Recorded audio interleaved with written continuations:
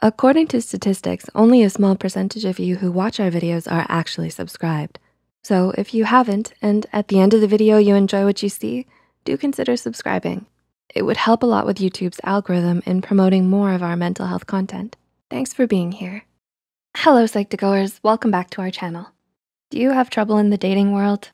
Do you just wish you could find your perfect someone without all the complications of dating? Well, good luck with that. Just kidding. The dating scene can become frustrating for all of us who have ever had our fair share of bad dates. So maybe you just need a bit of advice to help get the ball rolling again. To help you out, here is a list of the only dating advice you'll ever need. Number 1, the most important thing, respect. You need to trust each other's intentions. How can you do so without a little respect? Healthy couples whose relationships last, their secret is communication and respect for each other. So if you notice your date is a bit disrespectful to you, express that this is a problem or recognize that it might not work. And remember to respect your date as well.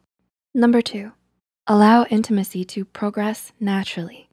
So you like someone a lot. It's only the first date, but you can't wait to tell them. Hold it right there. While honesty is the best policy, revealing how often you think about them may add too much unnecessary pressure on your first date. You need to allow some room for the natural progression of intimacy. Take it slow, take it easy, and reveal how you feel, but make sure not to reveal too much all at once. It is just the first date after all. Number 3, don't limit yourself to one type. While some of us may think our perfect partner will meet all of our criteria, we may be wrong. And that idea is very possible, so what could you be missing out on? Just because your date doesn't like Star Wars as much as you doesn't mean they can't be the perfect match.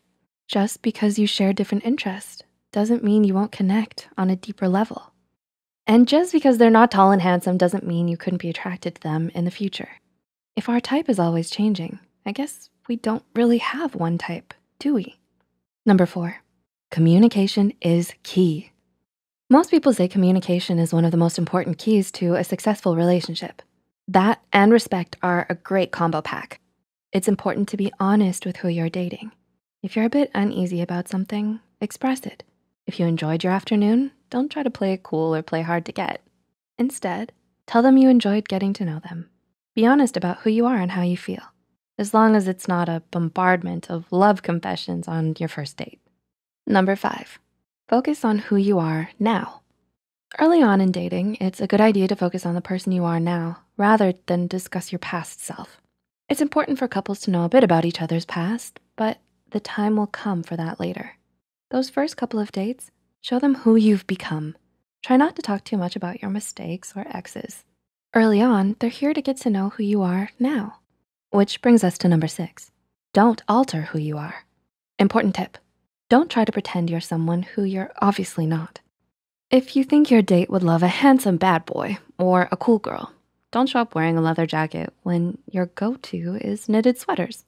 If we alter our personality or style to fit our date's expectations, they'll be attracted to someone who doesn't really exist.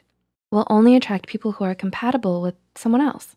So those aviator glasses you picked out for this date, stick to your prescriptions. Number 7, don't control the conversation. It's important for both dates to show interest in each other. This means you shouldn't spend the whole 2 hours just talking about your dreams and goals. Ask your date how they feel and give them time to ask you some questions too. Remember, it's about how both of you feel and if you're compatible.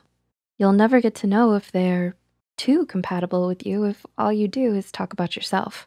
And number 8, be with someone for the right reasons.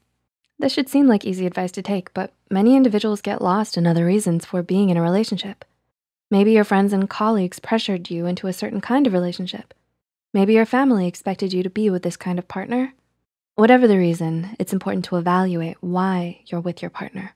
Is it because you're truly happy around them? That already sounds like a great start. Which advice will you take? Are you lost in the dating world, or have you already found your special someone?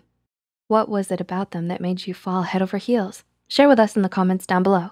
If you found this video helpful, don't forget to click the like button and share this video with someone who may need some dating tips. Subscribe to Psych2Go and hit the notification bell icon for more content like this. As always, thanks for watching.